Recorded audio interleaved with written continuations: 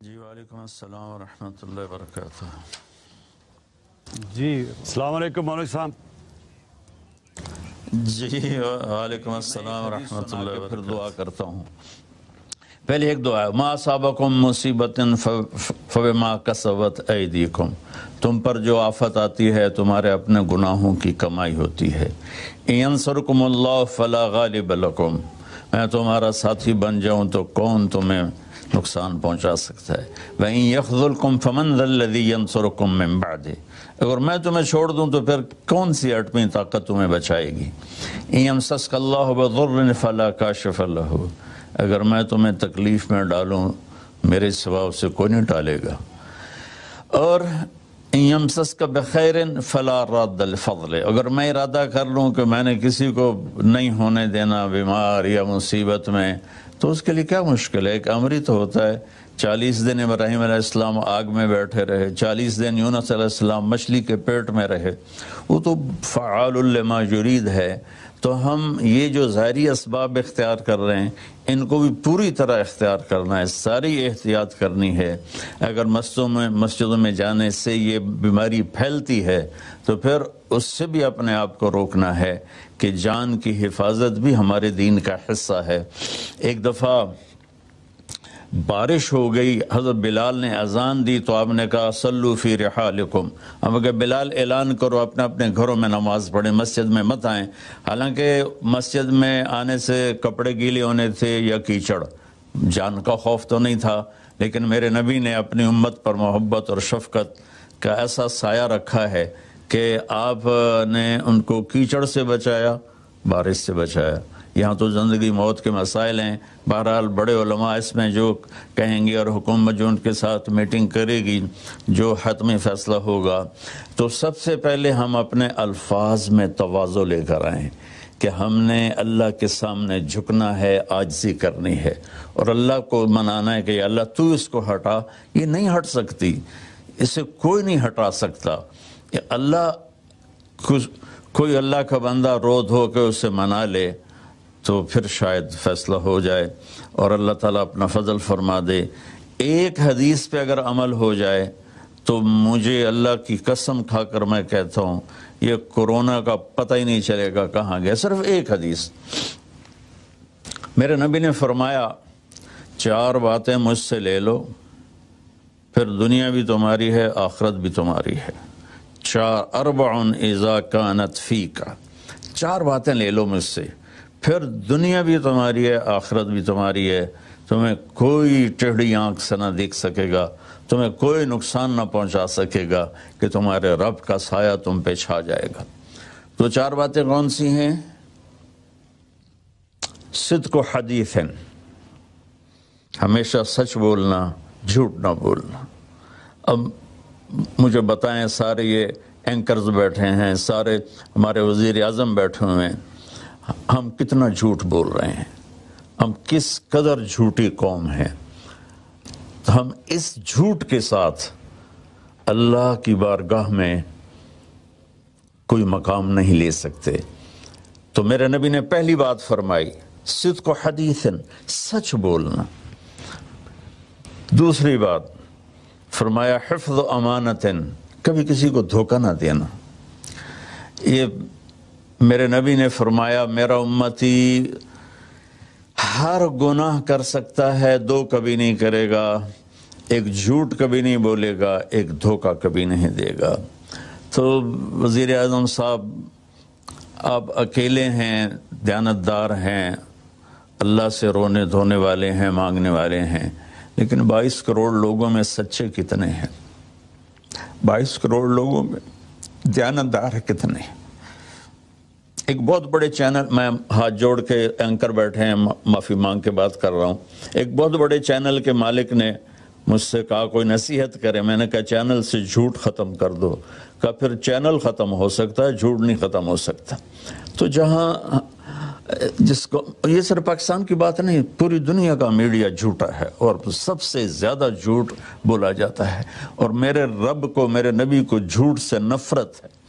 میرے نبی نے فرمایا پیاز کھا کے مسجد میں مت آؤ، کہ فرشتوں کو تکلیف ہوتی ہے، بو ہوتی ہے، لیکن میرے نبی نے فرمایا جب کوئی مرد عورت جھوٹ بولتا ہے تو فرشتے اس کے منہ کی بدبو سے 3 میل دور بھاگ جاتے ہیں۔ تو جھوٹ اور خیانت کے ساتھ ہم کسی آفت کا مقابلہ نہیں کر سکتے۔ آپ نے فرمایا صدق حدیث حفظ و امانت، سچ بولنا چاہے جان چلی جائے، اور دھوکہ نہ دینا، مسلمان کسی کو دھوکہ نہیں دیتا ہے۔ تیسرا فرمایا حسن و خلیقت، اپنے اخلاق اچھے کرنا، اور اخلاق کا سب سے اونچا مقام حیا ہے۔ اب میں کیسے بات کروں؟ میرے دیش میں حیا کو کس نے تار تار کیا؟ میرے دیش کی بیٹیوں کو کون نچا رہا ہے؟ ان کے کپڑے لباس مختصر کون کروا رہا ہے؟ یہ کس کے گردن میں یہ گناہ ڈالوں؟ میں مجرم ہوں، میں نے اپنی قوم کو نہیں سمجھایا، میں اللہ سے معافی مانگتا ہوں۔ لیکن جب مسلمان کی بیٹی بے حیائی کی طرف چل پڑے اور نوجوان بے حیائی کی طرف چل پڑے تو اللہ کی رحمت، سب سے زیادہ عذاب قوم لوط پر آیا کہ وہ بے حیائی میں ساری باؤنڈریز کراس کر گئے تھے، تو اللہ تعالیٰ نے ان پر 5 عذاب بھیجے۔ 5، کسی قوم پہ 5 عذاب نہیں آئے، ایک ہی عذاب آتا تھا، ان پر 5 عذاب آئے۔ تو تیسری بات میرے نبی نے فرمائی ہے کہ حیا والے بنو، حیا والے بنو۔ لیکن میری نسل ہے، مجھ سے خان صاحب نے بات کی تھی پہلی دفعہ کہ میں چاہتا ہوں کہ میری یوتھ اللہ کے نبی کے ساتھ جڑے، چونکہ جو ہمارے کالج ہیں، ہماری یونیورسٹیز ہیں، ہمارے خاص طور پر جو یہ پرائیویٹ سکولز ہیں، یہ امت کو، نوجوانوں کو اللہ رسول سے کاٹ رہے ہیں۔ تو اللہ تعالیٰ یہ پہلا شخص ہے جس کے لیے میرے دل سے دعا نکلی جب اس نے کہا کہ میں نے آپ کو اس لیے بلایا ہے کہ میری قوم اپنے نبی کے ساتھ کیسے جڑ جائے۔ میں کیا بتاؤں، جب تک اس بے حیائی کو نہیں ہم روکتے، اور کوئی روک نہیں سکتا ہے، اندر سے نیت نہ ہو۔ سرنڈو ماڈل سکول میں میں نے میٹرک کیا ہے، ہمارے ایک وارڈن، میں ہاسٹل میں رہتا تھا، وہ آ گئے، نمازی تھے، انہوں نے نماز کی سختی کر دی، ہم بے وضو جا کے کھڑے ہو کر نماز پڑھ لیتے تھے، بے وضو، کیونکہ ڈنڈا انسان کو انسان نہیں بناتا ہے جب تک انسان اپنے من میں ڈوب کر پا جا سراغ زندگی۔ تو اگر میرا نہیں بنتا نہ بن اپنا تو بن، یہ تو اپنے اندر دل دریا سمندروں ڈوگے کون دلاندیاں جانے ہو، وچے بیڑے وچے جھیڑے وچے ونج مہانے ہو۔ میری قوم جھوٹ چھوڑ دے، میری قوم بددیانتی چھوڑ دے، میری قوم بے حیائی چھوڑ دے۔ وعفت فی طعمۃ، آخری بات میرے نبی نے کہا رزق حلال کھاؤ، رزق حلال کھاؤ، رزق حلال جو صبح سے شام تک، من امسا کالن بعمل یدہ امسا مغفور لہ، جو صبح سے شام تک رزق حلال میں تھک جاتا ہے اس کے اس دن کے سارے گناہ معاف ہو جاتے۔ تو میں وزیر اعظم صاحب سے اپیل کروں گا کہ پوری قوم سے جیسے ڈونیشن مانگا ہے ایسی پوری قوم سے چلے۔ میں آپ کی طرف سے اپیل کرتا ہوں کہ کل یا آج رات رمضان کی آئے گی، ساری قوم 2 نفل پڑھے اپنے اپنے گھروں میں، اور ایک تسبیح لا الہ الا انت سبحانک انی کنت من الظالمین، جس کو یاد ہے پڑھ لے، جس کو نہیں یاد ہو استغفر اللہ کی ایک تسبیح پڑھ لے، اور پھر سب اللہ کے سامنے ہاتھ جوڑ کے معافی مانگے۔ اور اللہ تعالیٰ کہتا ہے ما من یوم الا والبحر یستاذن فی ان یغرق ابن آدم، روزانہ، یہ مسند احمد کی روایت، روزانہ سمندر کہتا ہے یا اللہ اجازت دے میں چڑھ جاؤں اور ان کو بہا دوں۔ والارض تستاذن فی ان تبتلعہ، زمین کہتی ہے اللہ مجھے اجازت دے میں ان بے حیاؤں کو نگل جاؤں، ان جھوٹوں کو، ان بدماشوں کو، اس مافیا کو میں نگل جاؤں۔ تو والملائکۃ تستاذن فی ان تعجلہ وتہلکہ، فرشتے اللہ سے کہتے ہیں یا اللہ تو ہمیں اجازت دے ہم ان کا صفایا کریں۔ میرا اللہ کہتا ہے دعو عبدی فانا اعلم بعبدی منکم، جاؤ جاؤ اپنا کام کرو، یہ میرا بندہ ہے اور میں جانوں میرا بندہ جانے۔ ان کان عبدکم فشانکم بہ، تمہارا بندہ ہے تو مار دو، ان کان عبدی فمنی وعلی منی وعلی عبد، اگر میرا ہے تو میں انتظار کروں گا، میں انتظار کروں گا۔ پچھلی قوموں میں ایک طوائف نے کتے کو پانی پلایا تو اللہ نے اس کی بخشش کر دی، معاف، ہم تو مائل بکرم ہیں، کوئی سائل ہی نہیں، کوئی مانگنے والا تو ہو۔ ان 4 چیزوں نے ہماری ہر چیز بکھیر دی، توڑ دی۔ کسی بھی قوم کے لیے جھوٹ، بددیانتی، بے حیائی اور رزق حرام یہ ان کو تباہ و برباد کر دیتا ہے، اور کوئی قوم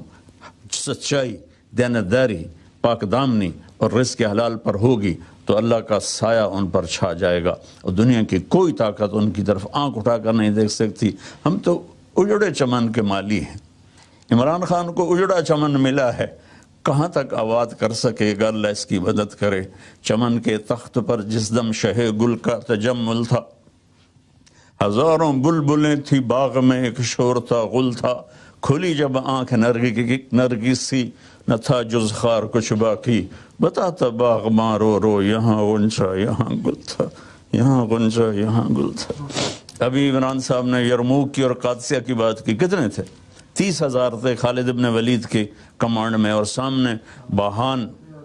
جو تھا وہ 3 لاکھ کا لشکر لے کر آیا ہوا تھا، اور قادسیہ کے میدان میں بھی 30,000 صحابہ تھے، اور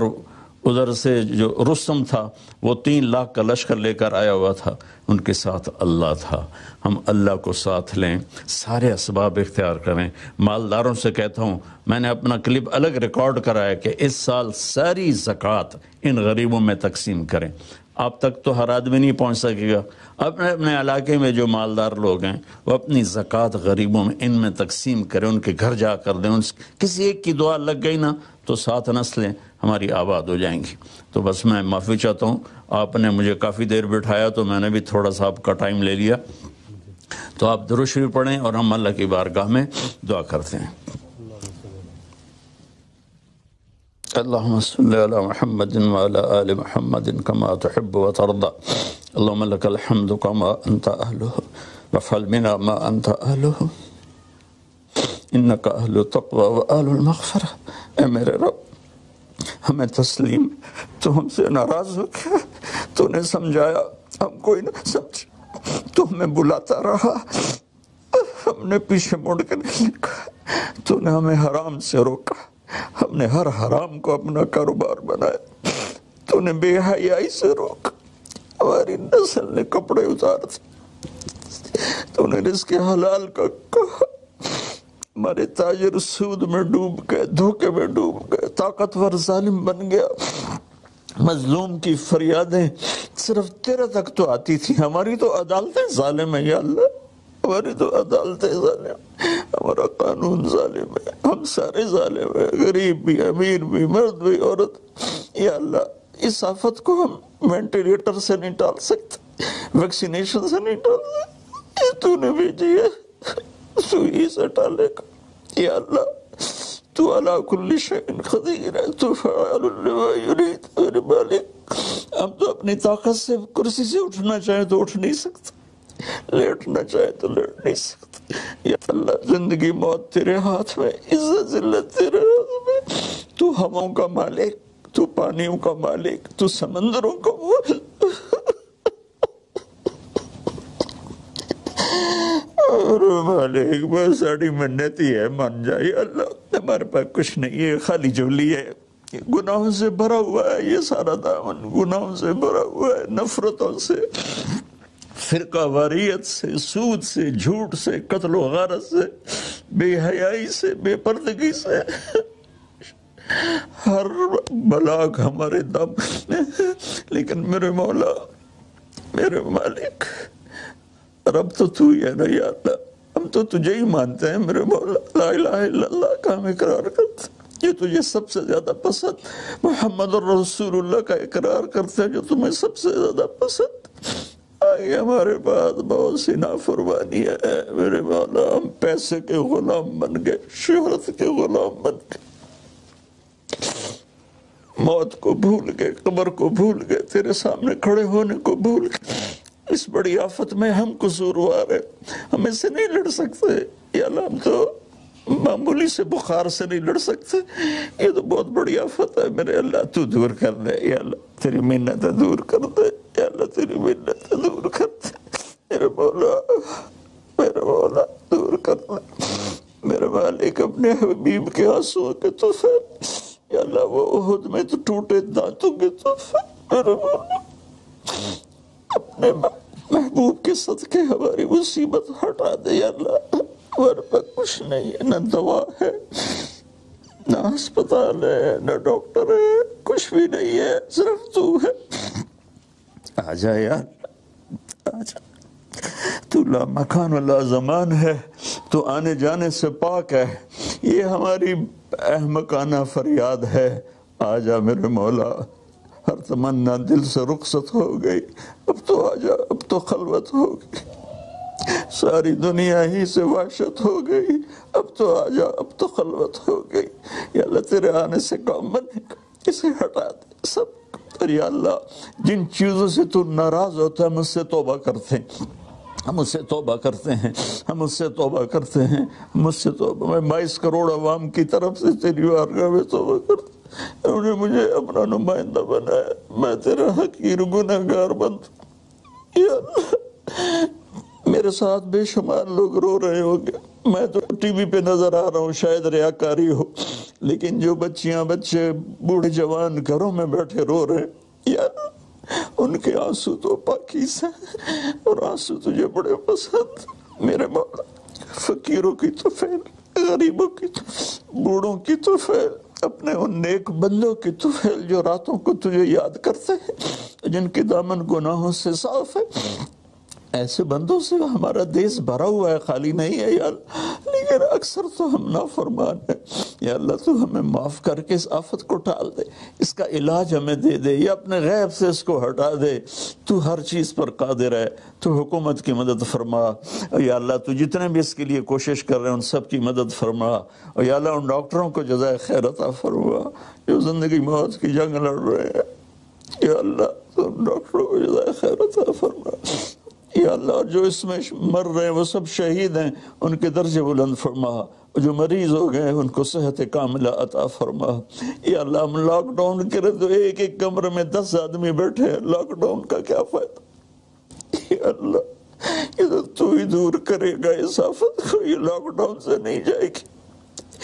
یہ صرف فضل سے جائے گی اللہ، میرے مولا، ایسے چھوٹا بچہ روتے روتے ماں سے کہتا، اماں ہن میں تھک پہ رو رو کے، ہن تو میری گل مان جا میرے مالک، میرے اللہ، میں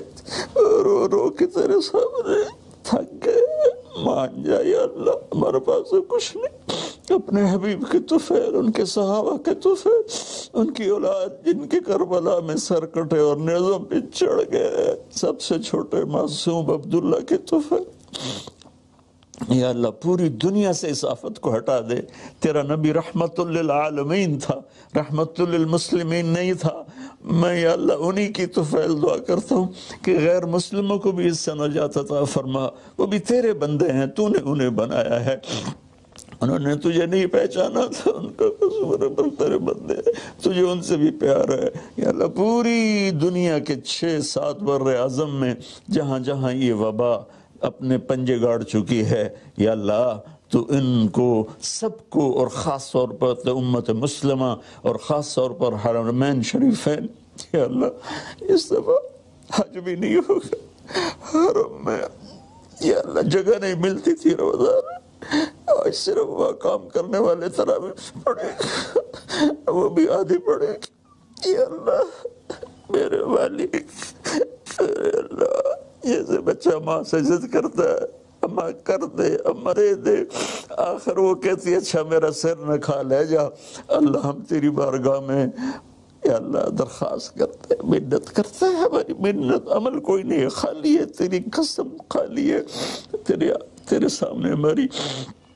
تیری بارگاہ میں التجا ہے، جتنے بھی لوگ جس ٹائپ کے، جس مسلک کے اس آفت کے لیے محنت کر رہے ہیں، کوشش کر رہے ہیں، دعائیں مانگ رہے ہیں، مال خرچ کر رہے ہیں، تدبیریں بنا رہے ہیں، ان سب کو اپنے خزانوں سے جزائے خیر عطا فرما، اور جو مر گئے ہیں انہیں شہادت کا درجہ عطا فرما، اور ہم باقی ہیں ہم سب کی حفاظت فرما، اس دیش کی حفاظت فرما، اس کو سچائی سے منور فرما، اس کو یا اللہ دیانتداری سے خوبصورت بنا، اسے حیا اور پاک دامنی کے ساتھ گلشن بنا، اسے رزق حلال کے ساتھ جنت کا راستہ بنا، اور جو ہمارے چلے گئے ان کے درجے بلند فرما یا اللہ۔ امت کے ہر طبقے کو میرے مولا، ہر طبقے کو میرے آقا اپنی نظر محبت عطا فرما، اور نظر غضب کو ہم سے واپس لے لے، اور جتنے مریض بن چکے ہیں ان کو شفا عطا فرما، ان کو صحت عطا فرما، اور جن لوگوں نے ابھی پیسے دیے ہیں ان سب کو اپنے خزانوں سے جزائے خیر عطا فرما، اور جتنے شرکائے مجلس تھے، وزیر اعظم سمیت جتنے بھی شرکائے مجلس نے اس میں احساس پروگرام میں حصہ لیا، ان سب کو، ان کی اولادوں کو دنیا اور آخرت کی ہر خیر نصیب فرما، ہر شر سے بچا، وصلی اللہ تعالی النبی الکریم وعلی آلہ وصحبہ اجمعین برحمتک یا ارحم الراحمین۔ او لے او یار حوالے رب دے، تے میلے 4 دن دے